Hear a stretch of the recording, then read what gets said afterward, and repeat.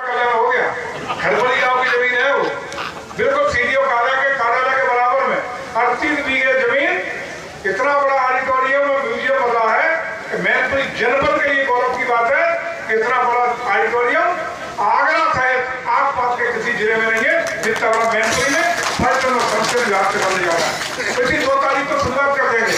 उसके लिए 72 करोड़ रुपया हमारे पर्यटन और संस्कृति विभाग ने स्वीकृत करके 7वां जारी करने का काम कर दिया है। तो इसी 2 मार्च को उसका विधिवत शिलान्यास होकर के 2 साल के अंदर उसको पूर्णता के साथ मैनपुरी के लोगों को उनके कार्यक्रम आयोजित हो, बड़ी बैठक करिए, बड़े कार्यक्रम करिए और अपने जिले की इतिहास पूर्व से अब तक का डिजिटल म्यूजियम है वो, जिसमें महाराजा तेज सिंह से लेकर के पूर्व में हमारे जो मैं ऋषि, चमन ऋषि, जितने भी ऋषि मुनि हुए हैं उनका पूरा इतिहास तो सुरक्षित और संरक्षित रह सकेगा और भविष्य का भी इतिहास उस म्यूजियम में सुरक्षित रहेगा।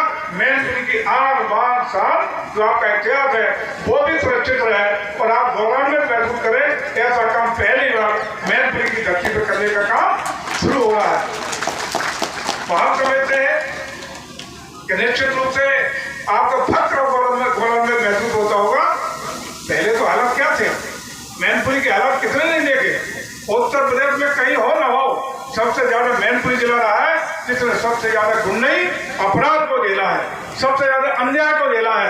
हम आपको कह सकते हैं कि 12 के 17 के बीच में आपने नहीं देखा क्या, 12 के 17 के बीच में जो पिटा वही जेल गया, जिसने पीटा थानेदार के बगल में कुर्सी डाल के जो पिटा हुआ व्यक्ति थाने पहुंचा तो जो जिसने पीटा है वही व्यक्ति थानेदार के बगल में बैठा हुआ नजर आया और कार्रवाई नहीं हुई और 1 से 51 मुकदमा लिख के जो पीड़ित था उसी को जेल भेजने का काम 12 से 17 के बीच में हुआ।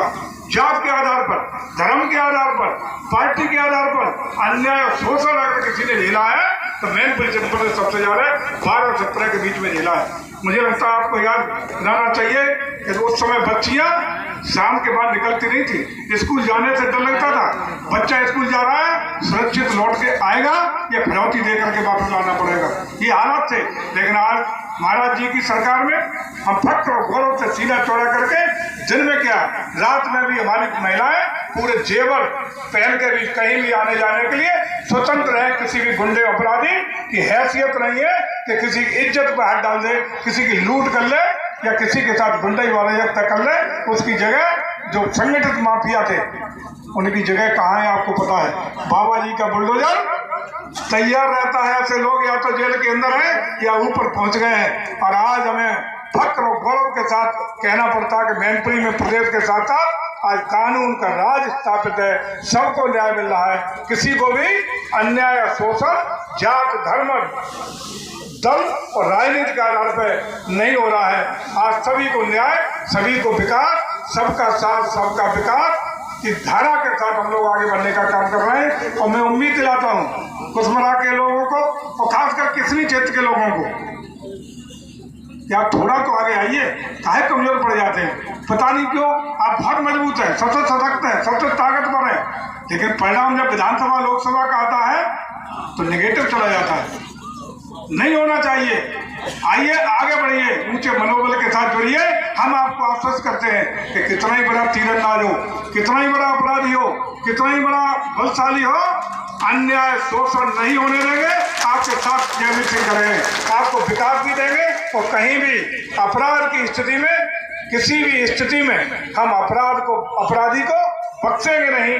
कानून अपना काम करेगा और आपके मान सम्मान की सुरक्षा की गारंटी जयवीर सिंह लेके जा रहे हैं। किसी भी कीमत पर योगी जी के राज में अन्याय शोषण और अत्याचार नहीं होने देंगे और आपका विकास की पूरी गारंटी हम देते हैं। इसके लिए हमने शुरुआत भी की। आदर्श नगरपालिका कुशमरा सबसे पहले जिले में हुई। आदर्श नगरपालिका आपकी टाउन एरिया सबसे पहले सरकार में जैसे चुनाव हुए घोषित होने का काम कुशमरा का हुआ है। इसके लिए आपको बधाई और निश्चित रूप से आपके विकास को, चाहे नगर पंचायत का विकास हो, क्षेत्र का विकास हो, मैनपुरी जनपद का विकास हो, मैं कहता हूँ यदि हिंदुस्तान